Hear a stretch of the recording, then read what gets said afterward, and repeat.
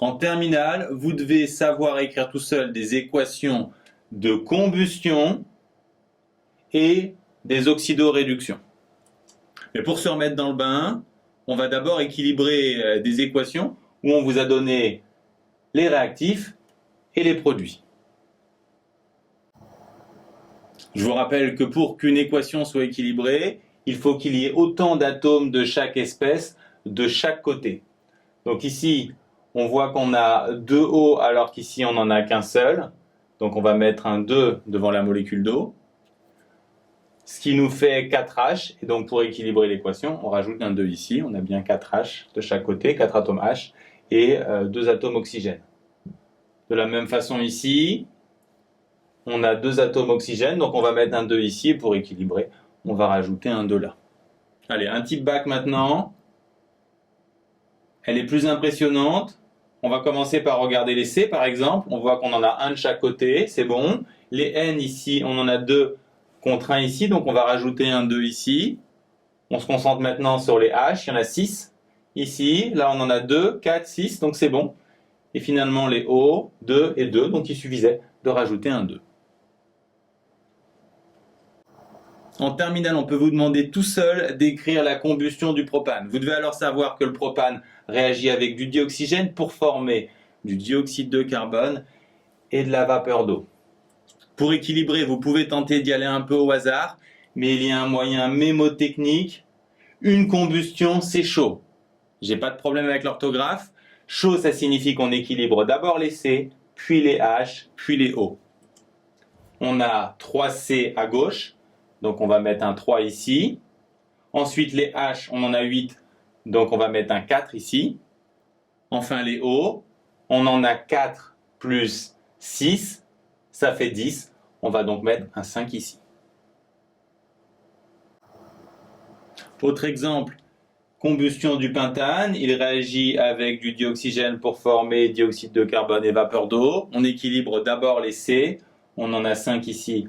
On met un 5 là. Ensuite, les H, il y en a 12. Ici, ils vont par 2, donc on met un 6. Et enfin, les O, on en a 6 ici. Plus 10, ça fait 16. Il faut donc mettre un 8. Exemple un peu plus subtil maintenant. Combustion du butane. On équilibre les C, on trouve 4. Pour les H, on en a 10, donc on met un 5 ici. Ça nous fait 5 oxygène plus 8, 13 oxygène en tout. On doit donc mettre 6,5 ici.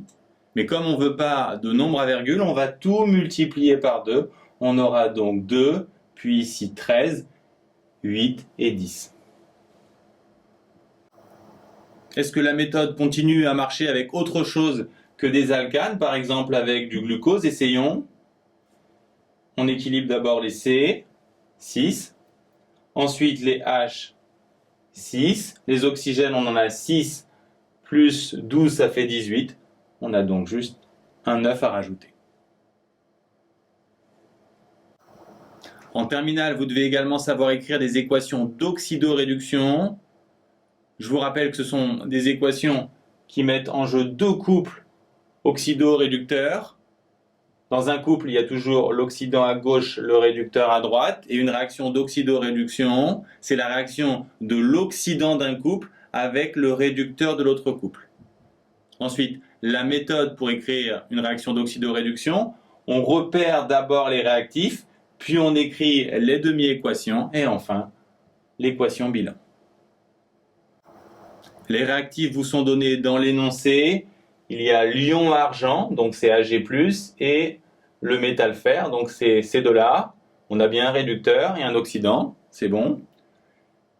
Pour écrire les demi-équations, vous commencez par mettre à gauche les réactifs et vous demandez où mettre des électrons pour obtenir pour l'oxydant le réducteur ou inversement. Donc ici, vous voulez obtenir du Ag, où mettre l'électron. Ici c'est plus 1, ici c'est 0. Un électron ça a une charge de moins 1, donc on le met ici.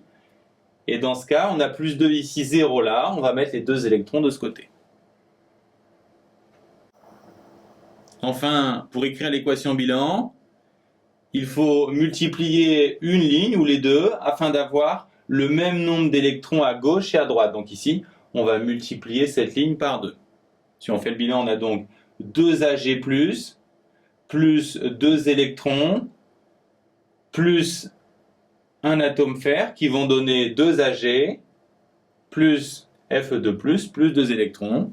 Et les électrons, on va pouvoir les barrer puisqu'il y en a autant des deux côtés. Pour finir, une oxydoréduction un peu plus subtile entre l'ion permanganate et l'ion fer2. On commence par repérer les réactifs.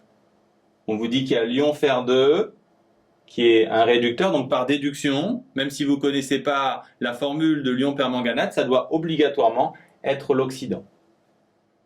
Vous pouvez écrire la demi-équation du fer2+, il doit donner du fer3+, vous avez ici 2+, ici 3+, ou vous mettez l'électron ici, comme ça vous avez 2+ des deux côtés. Pour l'ion permanganate, par contre, ça sera plus subtil, on va le voir. En effet, la subtilité ici, c'est que de ce côté, on a les atomes oxygène, alors que là, on n'en a pas. Dans ce genre de situation, il faut connaître la solution, il faut rajouter de l'autre côté des molécules d'eau. Puisqu'on a 4 oxygènes, on va rajouter 4 molécules H2O. Ce qui implique qu'on a rajouté des H, ici on en a rajouté 8, et de l'autre côté, on va rajouter des ions oxonium, des ions H+. On en rajoute 8, puisque ici on en a 8 aussi. Si on fait le bilan maintenant des charges, pour ajouter les électrons, ici on a 8+, et 1-, ça fait 7+, alors qu'ici on a 2+. On va rajouter 5 électrons de ce côté. Enfin, pour écrire l'équation bilan, je vous rappelle qu'il faut le même nombre d'électrons à gauche et à droite, donc on va multiplier la première ligne par 5. On aura donc 5 Fe2+, ensuite vous recopiez ici, donne 5 Fe3+, plus 5 électrons, et vous recopiez ici Mn2+, plus 4H2O, et bien sûr, vous pouvez simplifier les électrons.